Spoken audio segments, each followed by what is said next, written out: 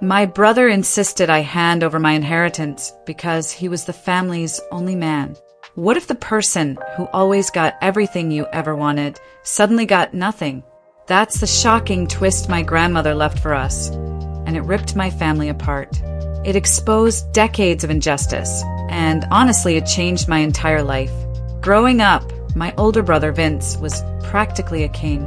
He was 3 years my senior, and from the moment I could understand words, he was telling me I was less than him. Boys were smarter, stronger, more important.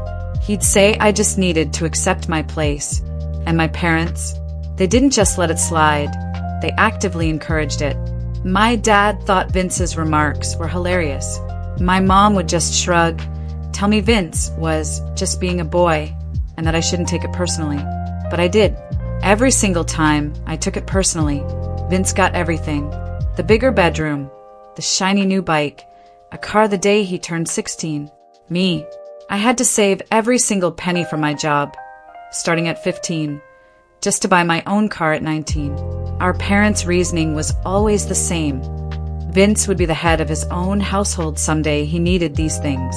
I, apparently, would just marry some man who'd provide for me, so I didn't need as much. Arguing was futile. I learned that quickly, so I just worked harder. I earned scholarships for college because my parents famously could only afford to help one child, and of course, Vince needed it more. I graduated with honors, landed a great job in accounting. Vince, meanwhile, dropped out after 2 years and drifted through a string of dead-end jobs. But none of that ever mattered to my parents. Vince was still their golden child. He was the son. Then there was Grandma Faye, my mother's mother. She was different. She saw it all. She'd tell my mom that favoring Vince would ruin him. She'd say I deserved the same opportunities. She'd remind her that the world was changing, and women didn't need men to take care of them. My mom ignored her, but Grandma Faye never ignored me. She called me every Sunday without fail, always asking about my life. She showed up at my college graduation, even though my parents said it was too far to drive.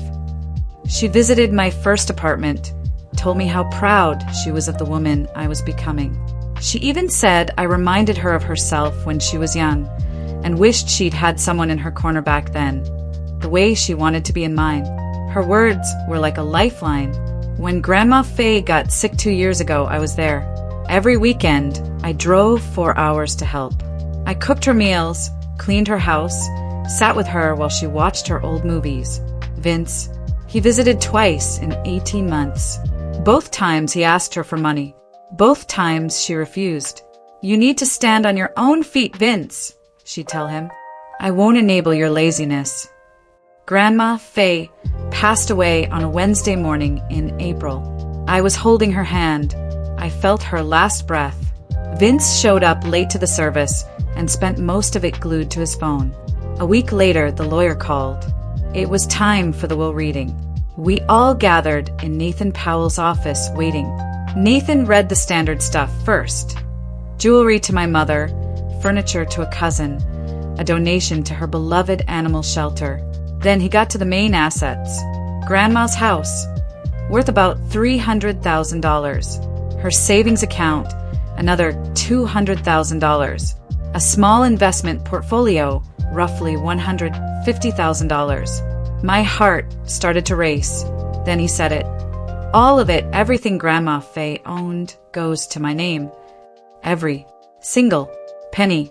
Vince stared at Nathan, his mouth slightly agape, like he genuinely hadn't heard correctly. He demanded the lawyer repeat it. Nathan did. Vince asked if there was a mistake. Nathan, calm as a lake, said no mistake. Vince sputtered. Why wasn't I included? Mrs. Faye left specific instructions, Nathan explained. She stated that Mr. Vince would receive exactly what he earned through his relationship with her. Nathan paused, then delivered the punch. That amount, Mr. Vince, is zero. Vince snapped.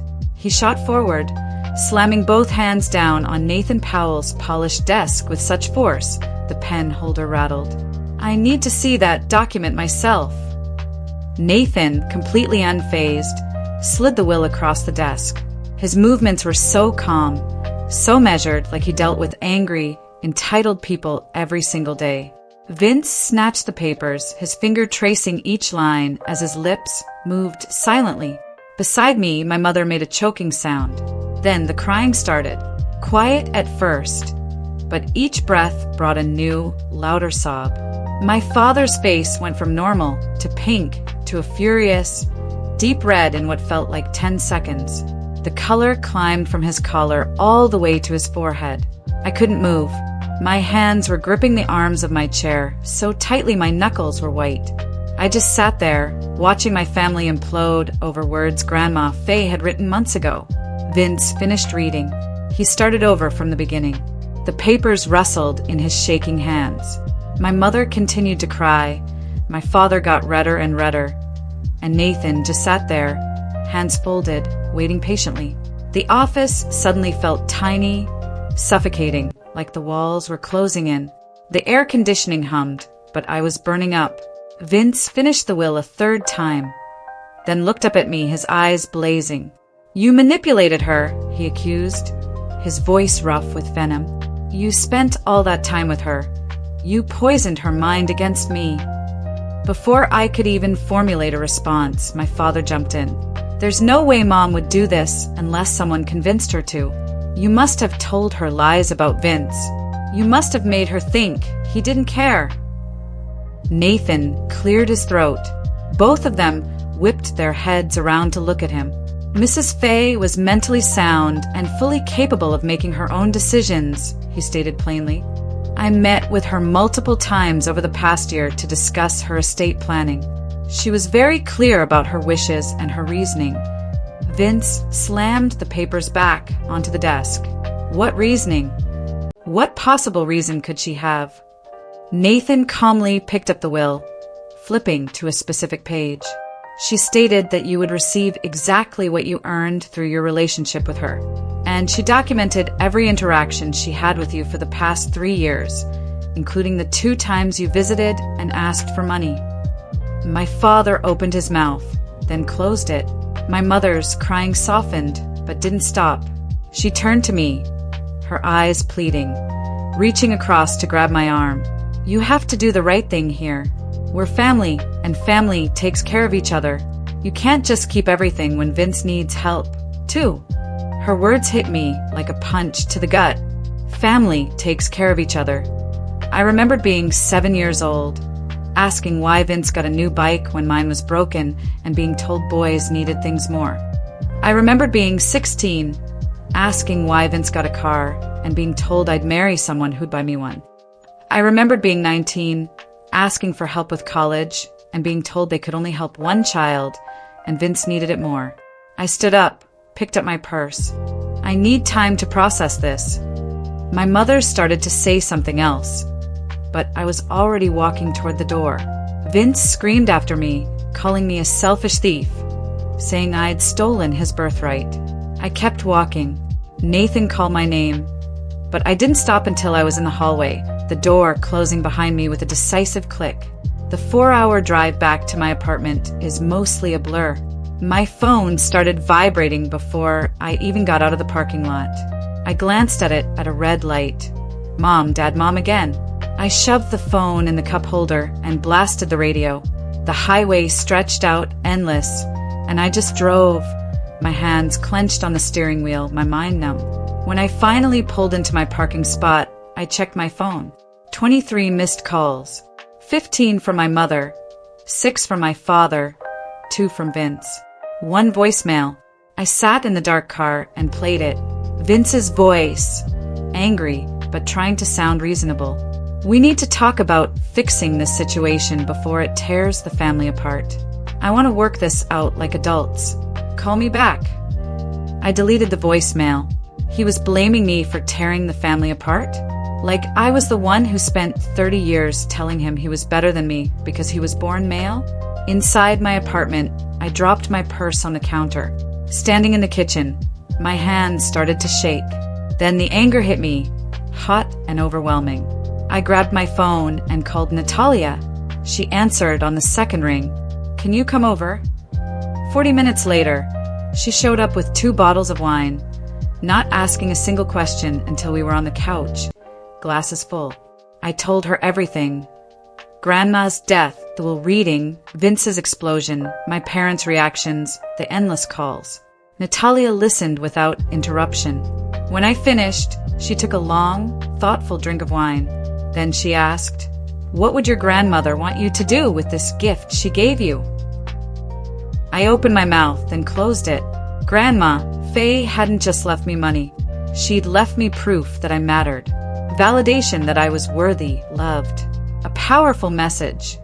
I deserved good things, no matter what my parents thought. First thing the next morning, coffee getting cold in front of me, I called Nathan Powell. He picked up on the third ring. I asked about the next steps for managing the inheritance. And, of course, if Vince could legally challenge the will. Nathan explained that anyone could file a challenge.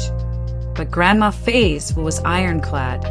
She had doctor's notes proving her mental capacity, written statements detailing her reasoning, and had met with him multiple times over a year to make sure everything was perfectly clear and legal. A challenge would fail, but it could take time and cause stress. He recommended a financial advisor and gave me a trusted name and number. I scribbled it on a napkin. My mother called while I was getting ready for work. I almost didn't answer, but I knew she'd just keep calling. Her voice was thick with tears. "You're destroying this family. You're breaking my heart by being greedy when your brother needs help." I held the phone away from my ear, took a breath. Then I asked, "What exactly does Vince need help with?" She stammered, then admitted he was $30,000 in credit card debt and had been counting on the inheritance to get back on his feet. Something twisted in my chest. Was it sympathy? No. It was the memory of Grandma, Faye, twice refusing Vince money. She'd said enabling his irresponsibility wasn't helping him. She'd said he needed to learn to stand on his own feet. My mother kept talking about family and responsibility, but I wasn't really listening anymore. That evening, my father called. Different approach, same message. His voice had that stern quality he used when he wanted me to know he was serious. He lectured me about Vince, the man of the family, having responsibilities and expenses I, as a single woman, couldn't possibly understand. He declared the house should go to Vince for when he got married and started a family. "You," he said, "will just marry someone who provides for you anyway, so you don't need it." I sat on my couch, listening to him explain why my brother deserved my inheritance, and something finally clicked. My father still thought this way. After I'd been financially independent for years, after Vince dropped out of college, after I graduated with honors and built a career, he would never see me as Vince's equal. Not ever. Charlotte Brick's office was downtown, marble floors, gleaming glass. She met me in the lobby, her handshake firm and confident. Her office had stunning city views. She offered me coffee. Then she walked me through everything. The house needed some minor repairs, but nothing major. The investments were solid, mostly index funds and bonds Grandma had built for decades. The tax implications were significant but manageable. Charlotte spread papers across her desk, explaining everything in language I could understand. She treated me like a capable adult making important financial decisions. She didn't talk down to me, didn't suggest I wait for a man to help me figure it out. After a lifetime of my parents treating me like I couldn't handle money, sitting in Charlotte's office felt revolutionary. Vince showed up at my apartment that Saturday morning unannounced. I was still in my pajamas, drinking coffee, when someone knocked hard enough to make me jump. Through the peephole, I saw him. He'd driven 4 hours. His face looked calm, almost pleasant. He'd switched tactics. I opened the door but left it wide open. I wasn't about to be alone with him after his last performance. He smiled, asked if he could come in. I stepped back, gestured to the couch, but still didn't close the door. He sat down, ran his hands through his hair. He looked tired, older than his 30 years. He started talking about the lawyer's office, about losing control. He apologized for yelling, for making a scene. He said he was just shocked because he always thought Grandma loved both of us equally. His voice was so calm, so reasonable I could tell he'd practiced this speech in the car. He said he understood why I was upset, but we needed to think about this like adults. Families should stick together, not let money come between them. He suggested we sell the house, split everything 50-50ths. That's what fair siblings would do, he said. He even suggested Grandma probably didn't think about how her will would cause problems. We could fix this, he insisted, without lawyers or court battles. I sat in the chair across from him, feeling something cold settle in my chest. Do you think, I asked, my voice steady, that fair parents would have treated us equally growing up? His face went blank for a second. That's different, he said. How is it different? He shifted on the couch. Our parents did the best they could with what they had. They had to make choices. And those choices, I reminded him, always meant resources went to you, while I worked at 15 to buy my own things. He waved his hand dismissively. That's old history. We're talking about now. You need to stop holding grudges and be mature. My jaw tightened. I'm not making any decisions about the inheritance right now. I need time to process everything. His calm mask finally cracked. He leaned forward, elbows on his knees. You're being difficult on purpose. You got scholarships for college, so you didn't need help back then. I struggled. I deserved support from the family. I stared at him, a kind of bewildered amazement washing over me. He struggled through 2 years of college he barely attended while partying. I worked full-time and maintained honors for 4 years. He actually thought those things were equal. He believed his choice to drop out meant he deserved money more than I did. I stood up. You need to leave my apartment. His face turned red. He stood so fast the couch scraped back. You are going to regret this, he yelled. You're choosing money over family. Mom and Dad will never forgive you for this betrayal. He stormed to the door, grabbed the handle. He turned back. My lawyer will be in touch about contesting the will. Then he left, slamming the door hard enough to make the walls shake. I locked the door and leaned against it. My hands were shaking, but not from fear, from anger.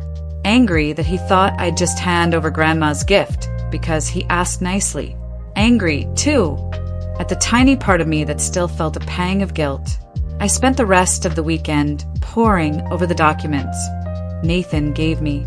Bank statements, property deeds, investment portfolios, tax documents, all neatly organized in folders with Grandma's precise handwriting. At the bottom of the stack, I found a sealed envelope with my name on it.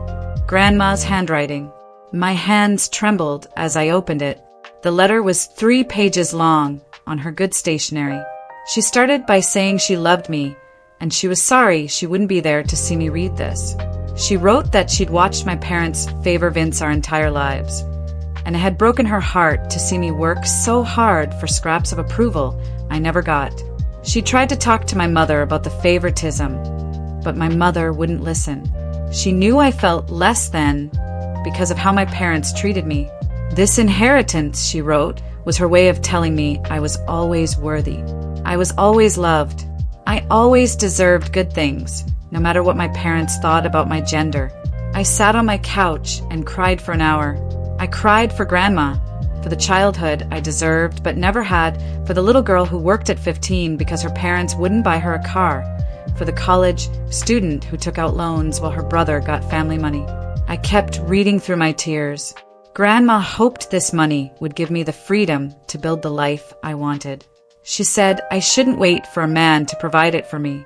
She said she was proud of the strong woman I became despite my parents. Their limitations, she wrote, were not my fault. Her words felt like a hug from beyond the grave. They gave me strength for what I knew was coming from my family. I folded the letter carefully and put it back in the envelope. I would keep it forever. Monday, I took a personal day. I drove 4 hours to Grandma's house with the keys Nathan gave me. It looked the same. White siding, blue shutters, a rose garden. I sat in my car for a minute.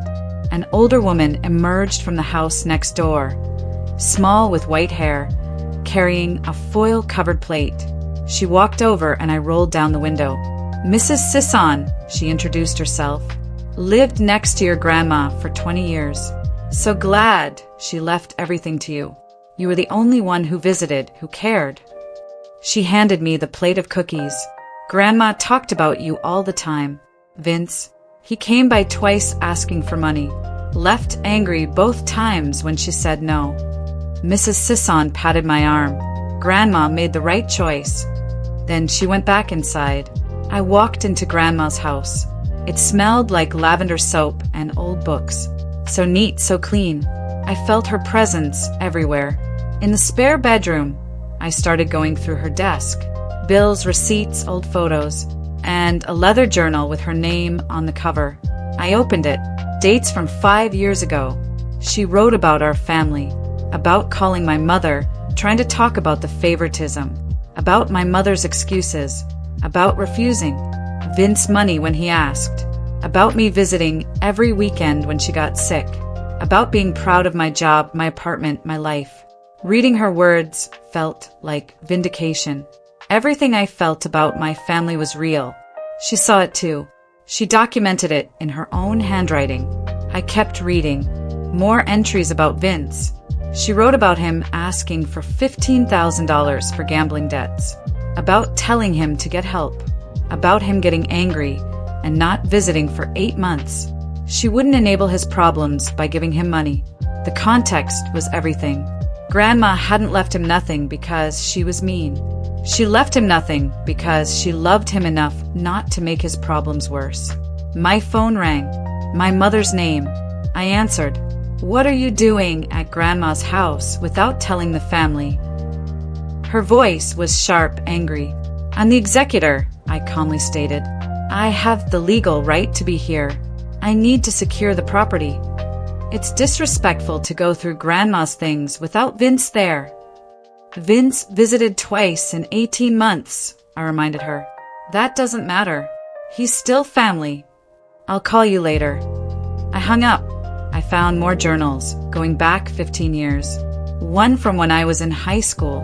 Grandma wrote about my graduation, about my parents leaving early to go to Vince's college party, about how sad I looked when I saw them go, about being angry at my mother for missing my speech.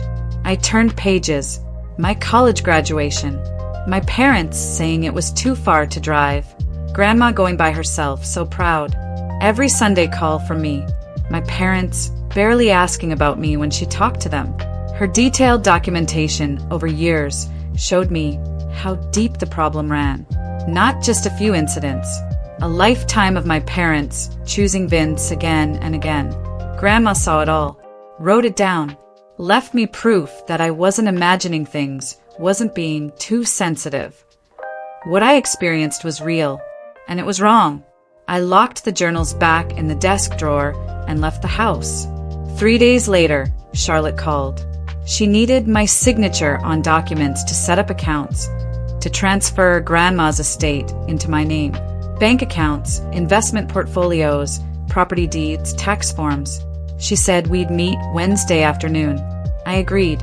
Her voice was professional, yet kind. She said I was doing well handling all the administrative tasks.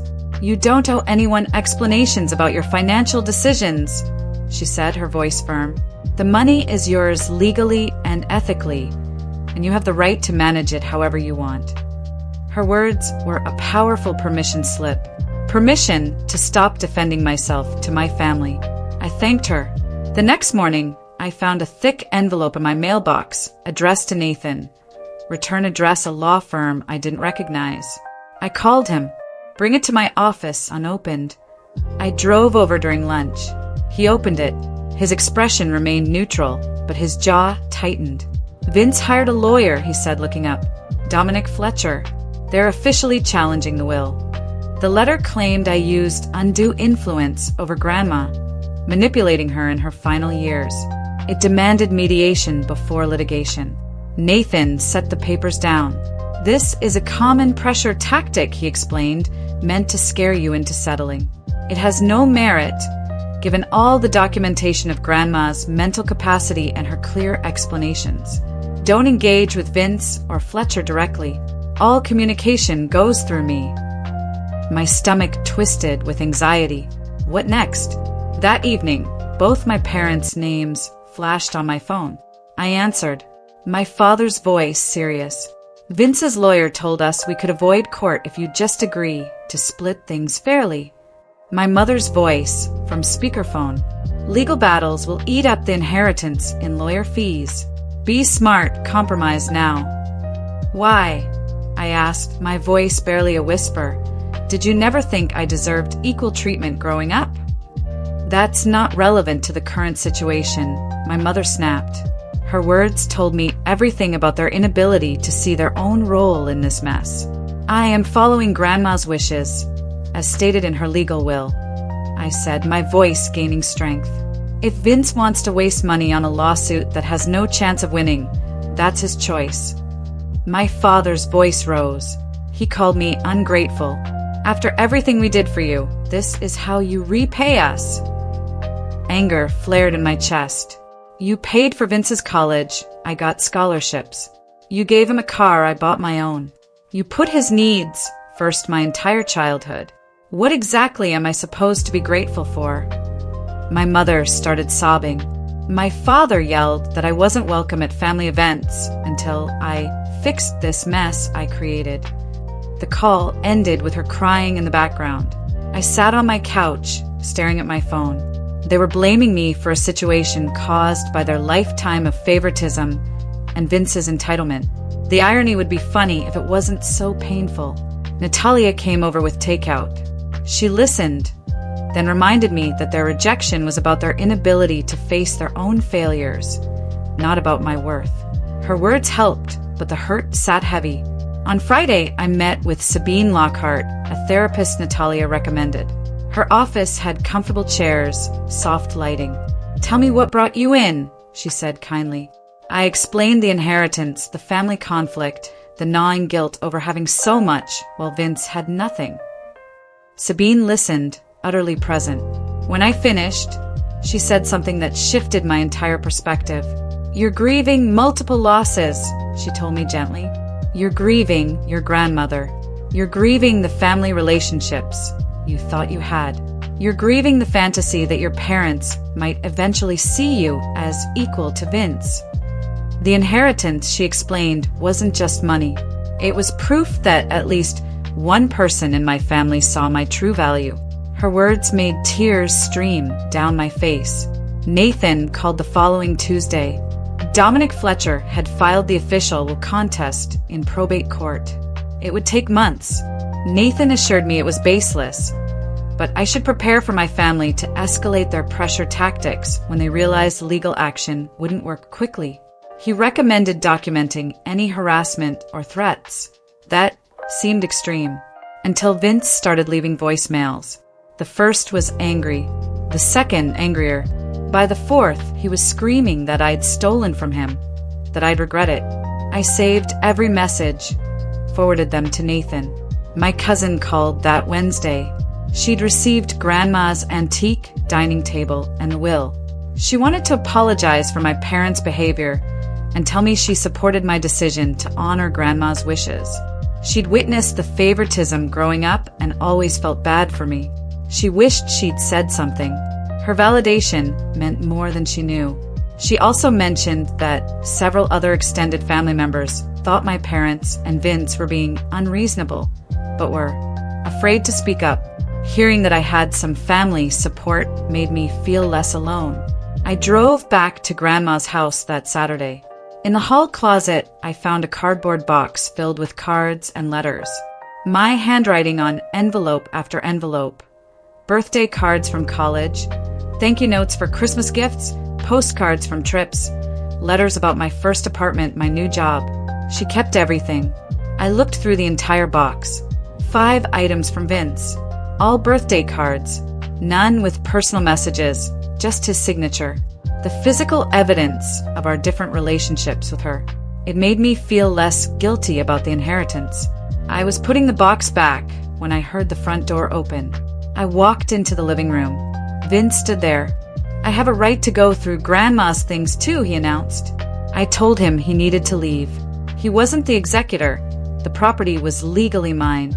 He ignored me, walked toward the bedroom, opening drawers, grabbing items. He picked up Grandma's gold watch from the dresser. "Put it down," I said, my voice tight. "Grandma specifically mentioned in her will that the watch goes to me." He shoved it into his pocket. "It belongs to me." I pulled out my phone. I called the police non-emergency line, asked them to send an officer to remove a trespasser from my property. Vince's face turned red. He started yelling, "You can't do this to me." The officer, who had just walked in, held up his hand. Vince stopped mid-sentence. The officer asked if I was the legal owner. I pulled out the will, showed him the relevant pages. He read through it while his partner kept Vince from moving closer. "Are you the executor?" I showed him Nathan's business card with a note confirming my role. The officer turned to Vince. "Sir, you need to leave immediately. This is private property, and you do not have permission to be here." Vince argued that his grandmother's house should belong to the whole family. The officer was firm. "The will is clear. Leave now or face trespassing charges." Vince pulled out his phone. "I'm calling my lawyer." "That's fine," the officer replied, "but you still need to leave the property while making that call." Vince shoved past me toward the door, yelling that I'd regret this, that he was suing me for emotional distress, that I'd stolen his inheritance. The officer followed him outside.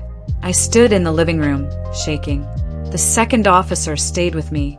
"Are you okay?" I nodded, but my hands wouldn't stop trembling. Was this the first time Vince had shown up uninvited? Yes, but he'd been calling, leaving angry messages. The officer suggested changing the locks immediately and considering a restraining order if Vince kept showing up. A restraining order against my own brother. The officer warned that family disputes over inheritance could get ugly fast. Better safe than sorry. He gave me his card. Call if Vince came back. I thanked him, locked the door. I sat on the couch for 20 minutes, trying to calm down. My phone buzzed. A text from Nathan. "Everything okay?" I called him back, explained what happened. He said I did the right thing. Asked me to forward any threatening messages Vince left. He agreed with the officer about changing the locks. I looked up locksmiths. Found one who could come that afternoon. 2 hours later, the locksmith changed all 3 locks, installed a security camera above the front door connected to my phone. $400, but I felt safer. Mrs. Sisson came over. "Everything all right?" Saw the police cars. I explained. He tried to take things that weren't his. Mrs. Sisson nodded. "I'll keep an eye out. Call me if you see Vince again." She gave me her number. "Your grandmother talked about you all the time," she said. She was glad the house went to someone who actually cared. My throat tightened. Mrs. Sisson left. I tested the new locks. The camera showed a clear view. I was angry that I had to do this because of my own brother, but I also saw something else. Patterns in Vince's behavior I'd always excused. Loud when he didn't get his way, blaming others, acting like the world owed him something. I used to think he was just hot-tempered. Now I saw it was more. I drove back to my apartment that evening, then called Charlotte the next morning. She had me come to her office to start setting up accounts. We opened a new savings account for the $200,000, a brokerage account for the investments, started the paperwork to transfer the house deed. Charlotte explained the investments needed some rebalancing. She showed me charts, graphs. With proper management, the investments would provide good passive income. The savings would cover property taxes, create an emergency fund. What did I want to do with the house? I wasn't sure. "That's fine," she said. "No rush. The house is the most emotionally complex asset." She treated me like someone capable of managing money, not someone who needed protection from it. It was liberating. I got home to a long email from my mother. Subject: "We need to talk about your behavior." I almost deleted it, but I opened it. 8 paragraphs of accusations. I was selfish, hurting the family. I turned Grandma against Vince. A good daughter puts family harmony above money. I was becoming greedy, unrecognizable. Vince was struggling. I didn't need the inheritance. If I loved my family, I'd split everything equally. It was so full of lies, so twisted, I read it 3 times. She actually blamed me for visiting my dying grandmother, said I was greedy for accepting a legal inheritance, claimed I didn't need money when I worked my way through college while they paid for Vince. I saved the email to show Sabine. Then I blocked my mother's email address. I couldn't handle constant attacks. My phone felt lighter immediately. Nathan called 2 days later. Vince's lawyer had filed documents revealing Vince's debts. Not $30,000 like my mother claimed, $60,000. Credit cards, personal loans, back rent from an apartment he was evicted from. Dominic Fletcher was arguing Grandma should have known Vince needed help, and her failure to provide it proved she wasn't thinking clearly. Actually, this helps our case, Nathan said. It proved Grandma made an informed decision not to enable Vince's problems. She knew about some of his debts because he'd asked her for money to pay them. She refused, told him to get his life together. The will contest is essentially doomed, Nathan concluded. But Vince's lawyer is probably dragging it out to collect fees. Don't worry, I'll handle it. I went back to Grandma's house that weekend. In her bedroom closet, a file box labeled estate planning. Inside, letters between Grandma and Nathan, going back 3 years. I sat on the floor and read everything. Grandma documented 6 times Vince asked for money. The first, $5,000 for credit cards. The second, $8,000 for gambling debts. The third, $20,000 for rent and car payments. Each time, Grandma refused and wrote Nathan explaining why. Vince never learned from his mistakes. Giving him money would enable more bad choices. He needed to face consequences. After each refusal, Vince would get angry, disappear for months. Grandma wrote about feeling sad that her grandson only contacted her for money. She hoped he would change, but accepted he probably wouldn't. Her paper trail was incredibly thorough. Text messages, notes about phone conversations, even a log of his visits. Nathan was right. No judge would look at this evidence and think Grandma was confused or manipulated. She knew exactly what she was doing and why. At my next appointment with Sabine, I brought my mother's email. I told her about my guilt. Vince is my brother. Maybe I should help him. Sabine asked if giving him money would actually help. I thought about it. Probably not, given his history. Sabine said Vince's struggles were consequences of his choices and my parents' enabling. Giving him money wouldn't teach him accountability. It would just delay his need to face reality. What would Grandma want you to do? She asked. Grandma, I said, a new clarity in my voice, would want me to honor her wishes, not enable Vince's irresponsibility. Sabine smiled. You're starting to understand that honoring Grandma means accepting her wisdom about what Vince actually needed. And what he needed was not a financial bailout. I left that session feeling less guilty, more clear. I took a week off work, drove back to Grandma's house to really go through everything. Being in her space connected me to her. I could almost hear her voice. I boxed up books, kept a few sweaters that still smelled like her perfume. In her dresser, photo albums. Almost every page, me. Me as a baby, starting kindergarten, my piano recital, high school graduation, college dorm.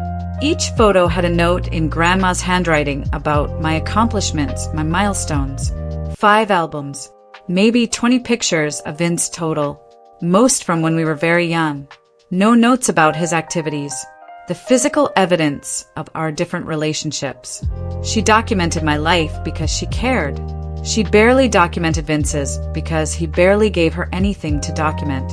Amos Wilcox, a realtor, came to assess the house. He walked through every room. Roof, foundation, plumbing. Good condition. Minor repairs, nothing major. It would sell quickly for around $300,000. Or I could rent it out for about $1,800 a month, covering taxes and insurance with some left over. What was I thinking of doing? Not ready to decide, I said. No rush, Amos agreed. Having professional information helped. I was managing a property 4 hours away, but I had options and people to help. Nathan called Friday morning with the news. The probate court dismissed Vince's will contest. The judge ruled Grandma had documented mental capacity and detailed estate planning over several years. Her written explanations made her intentions clear. Vince could appeal, but Nathan said no judge would overturn it. The evidence was too strong. Relief washed over me. The legal threat was over. Nathan congratulated me. I thanked him, hung up, feeling lighter than I had in months. I walked into my apartment, dropped my keys. The relief hit me like a wave. Nathan won. Grandma's will stood. Everything she left me was mine. I sat on my couch. My phone buzzed. Voicemail from my father. I almost deleted it, but something made me press play. His voice filled my living room. That same reasonable tone. The judge was wrong. The legal system was corrupt. I should still do the right thing and share with Vince. Family was more important than money. I was destroying us over greed. Grandma, he said, would be ashamed of me. The voicemail ended. I sat there. What struck me most wasn't his words, but what they revealed. My father genuinely couldn't understand. He couldn't see the decades of favoritism that shaped our childhoods. Couldn't acknowledge Grandma had good reasons. He would never admit that he and my mother created this situation by treating Vince like a prince and me like an afterthought. I deleted the voicemail, blocked his number. An hour later, my phone buzzed again. Texts from Vince, flooding in, one after another. I stole from him. I'd regret this. Karma would catch up.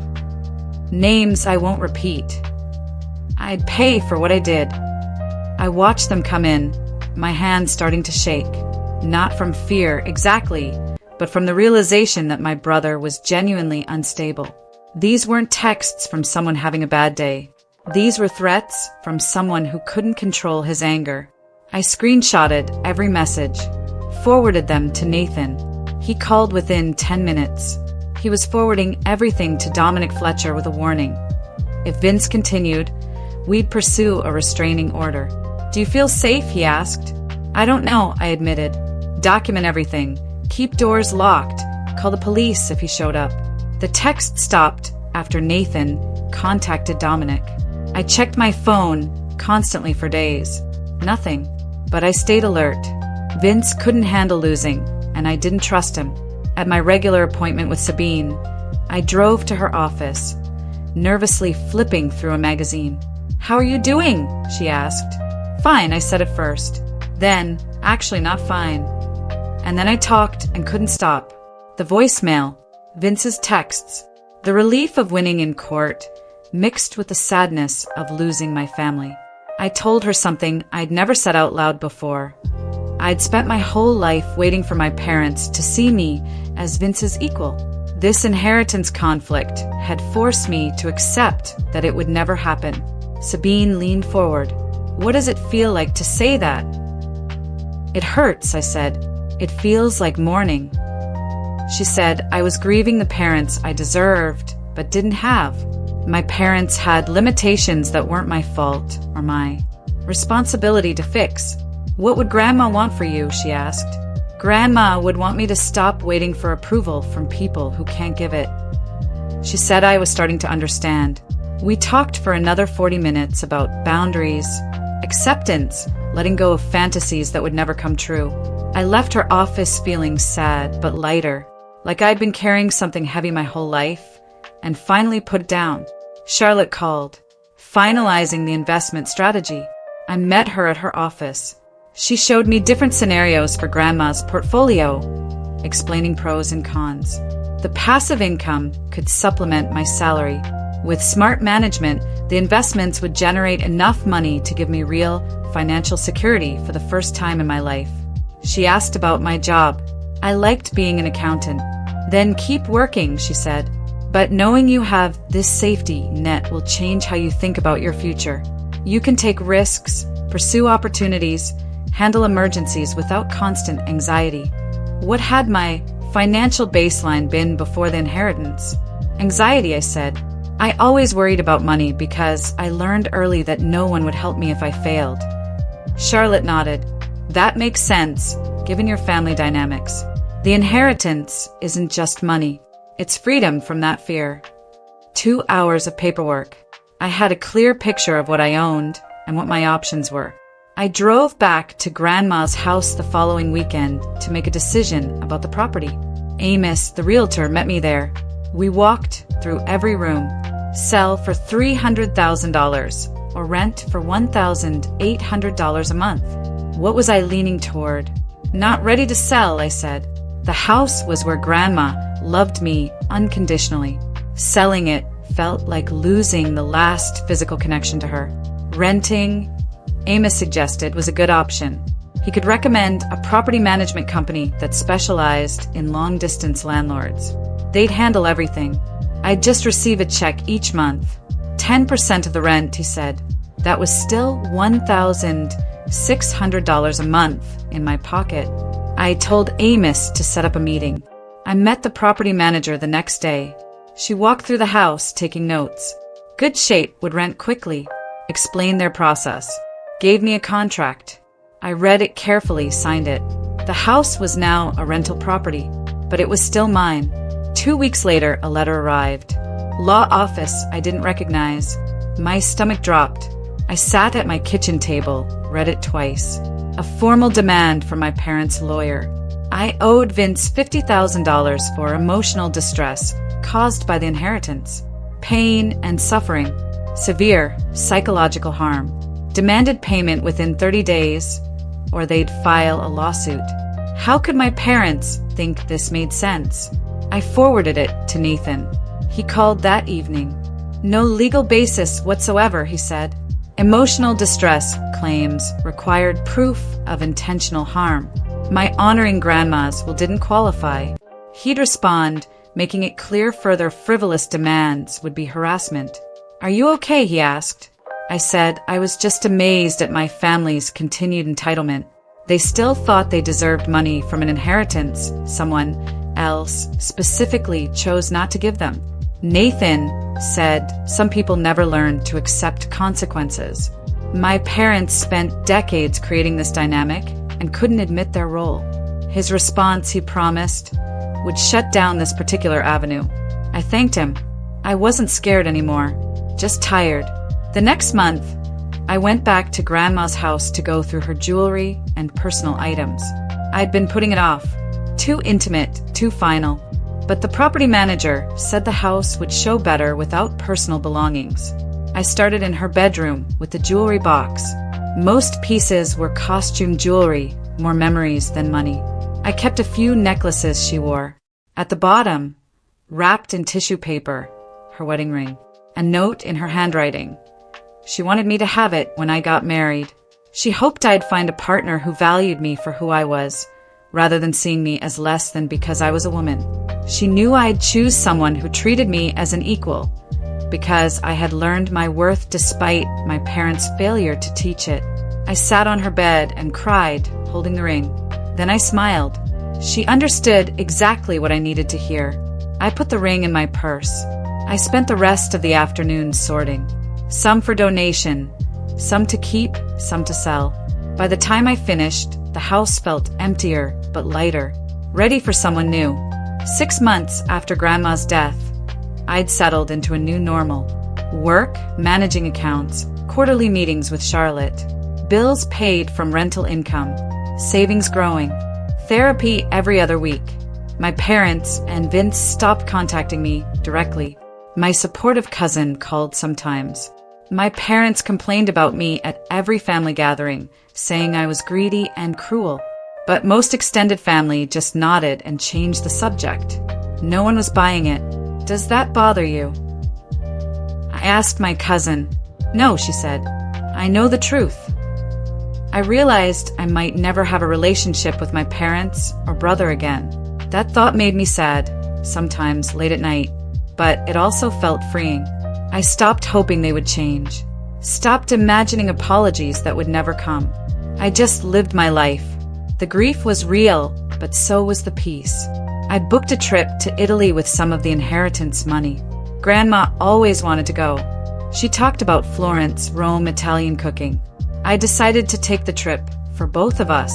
I packed a small container with some of her ashes. I flew to Rome, spent a week wandering ruins, churches, scattered some ashes in a quiet corner of the Forum, took a train to Florence, spent another week in museums, scattered more ashes near the Ponte Vecchio at sunset. I felt her presence with me the whole time, like she was finally experiencing it. I bought postcards for Mrs. Sisson and my cousin, telling them about the adventure Grandma and I were having. I ate pasta, drank wine, walked until my feet hurt. I came home exhausted and happy. The trip felt like a gift we shared. Back home, I threw myself into my career. The financial security from the inheritance changed everything. I wasn't desperate, not scared of losing my job. That confidence showed. My boss noticed. 3 months after Italy, he called me into his office, promoting me to senior accountant. Significant raise. Your recent work is exceptional, he said. What changed? I just feel more confident lately, I replied. It shows, he grinned. I negotiated better terms than I ever would have before. More vacation, flexible work. I got both because I was willing to walk away. You seem different, he observed, more assertive. I smiled. I'm just finally valuing myself the way I deserve. I left his office with a new title, better pay, and the knowledge that Grandma's inheritance gave me more than money. It gave me permission to believe I was worth something. 3 months after Italy, I signed up to volunteer at the Women's Financial Independence Center. Free financial literacy workshops for women trying to build careers, manage money. I explained my accounting background, my interest in helping women learn what I had to figure out. I paid off my car loan in December, $11,000, transferred the money from my inheritance account without blinking. 2 weeks later, my student loans, another $18,000 I'd been chipping away at for 6 years. I logged into both accounts, stared at the zero balances. Complete financial freedom. No debt, no monthly payments, no interest. I owned my car. My education was paid for. My credit cards had zero balance. I had savings, investments, rental income, a good salary. For the first time, I wasn't just surviving. I was secure. I thought about Vince. $60,000 in debt, evicted, constantly asking others to bail him out. How different our lives turned out. I learned to work hard, manage money. He learned someone would always rescue him. Grandma saw that difference. She saw I built something stable through effort and responsibility, while Vince built nothing but expected everything. Her will wasn't cruel. It was an honest recognition of the choices we each made, the people we each became. I had my final regular session with Sabine 2 days before Christmas. We'd been meeting for 8 months. She said I'd done the work, processed the grief, the complicated feelings about the inheritance, the loss of my family relationships, learned to set boundaries, recognize toxic patterns, stop waiting for approval, built confidence in my worth. She thought I was ready to manage on my own with occasional check-ins. She was proud of how I honored Grandma's gift and my own value. A lot of people, she said, would have caved to family pressure or felt too guilty. But you stood firm in what you knew was right. I thanked her. I couldn't have done this alone. In January, I called my college about setting up a scholarship fund for women studying accounting or finance, working their way through school like I did. Named it after Grandma Faye, to honor her belief in women's financial independence. $50,000 from the inheritance to help multiple students for years. The woman on the phone was thrilled. The scholarship would award $5,000 annually starting next fall. They asked if I'd speak at the award ceremony. I said yes. I wanted to meet the recipient, tell her about Grandma and why this mattered. I wanted her to know someone believed in her. The scholarship felt like the perfect way to honor Grandma's values, to create something lasting. 1 year after Grandma died, I looked at my life. I barely recognized it. Financial security I never imagined. meaningful work, supportive friends, professionals like Charlotte and Nathan who treated me with respect. I'd cut out toxic family members, built connections with relatives who did care. I stopped waiting for my parents to see me as Vince's equal. Their limitations were about them, not me. I built a life that reflected my values, not trying to earn approval. The inheritance wasn't just money. It was validation. Knowing at least one person in my family saw my worth, loved me unconditionally. Grandma's gift freed me to become fully myself. I was thriving in ways I never thought possible when I was the overlooked daughter, working 3 jobs while my brother got everything handed to him. I visited Grandma's grave on the anniversary of her death, brought flowers, stood there for a long time, telling her everything about the scholarship, the promotion, the trip to Italy where I scattered her ashes, the volunteer work, cutting off my parents and Vince and being okay with that loss. I thanked her for seeing me when they couldn't, for loving me unconditionally when they only loved me if I stayed small, quiet, and less than Vince. I thanked her for having the courage to make a will that reflected her values, instead of bowing to family pressure. Her final act of love freed me from a lifetime of feeling less than. I was finally living fully instead of just surviving, trying to prove I was good enough. I promised her I'd honor her gift and never accept less than I deserved again. My cousin called. My parents asked about me at a family gathering. Too proud to reach out. They looked smaller, she said. I stirred the pasta, a pang of sadness for them. They lost a daughter over their inability to see past their biases. But I felt no desire to resume contact unless they acknowledged their role. They still blamed me for everything, still insisted I should have shared. Their pattern remained unchanged. I told my cousin I was doing well. After we hung up, I realized I meant it. I was doing well without them. The scholarship ceremony took place on a warm spring evening in the college auditorium where I graduated. I sat in the audience, nervous. The development officer introduced the first recipient of the Grandma Faye Financial Independence Scholarship, Maya, overwhelmed, working 2 jobs, high GPA in accounting. Her essay was about watching her mother struggle, wanting to build independence for herself. She reminded me so much of myself. After the ceremony, I met her backstage. I told her about Grandma, why I created the scholarship. Maya started crying. It means everything, she said. It would let her quit one of her jobs, focus on studies. I hugged her. You deserve this support. Walking back to my car, I knew this was what Grandma wanted. Her love and support, rippling outward, helping other women thrive long after she was gone. 6 months after the scholarship ceremony, I met him, Ethan, at one of my volunteer teaching sessions. He helped coordinate the program. We started talking, shared values about education, independence. He treated me like an equal partner from the start, celebrated my promotion, wasn't threatened by my success. He never knew the insecure version of me, seeking approval. When I told him about my family, he was amazed. Couldn't understand parents who favored one child over another based on gender. His perspective helped me see how far I'd come. I was no longer the overlooked daughter. I was confident, secure. Ethan saw that strength and valued it. We took things slow, but I felt hopeful about the future in a way I never expected. 2 years after receiving the inheritance, I looked at my life. I barely recognized it in the best possible way. Financial security, freedom to choose. My career thriving. Meaningful relationships. The scholarship helping young women.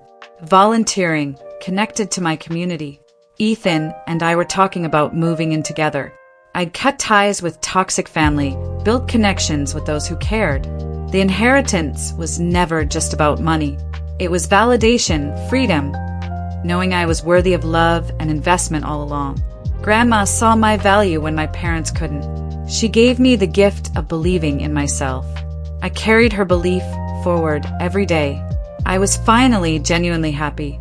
I visit Grandma's grave every few months. I tell her about my life.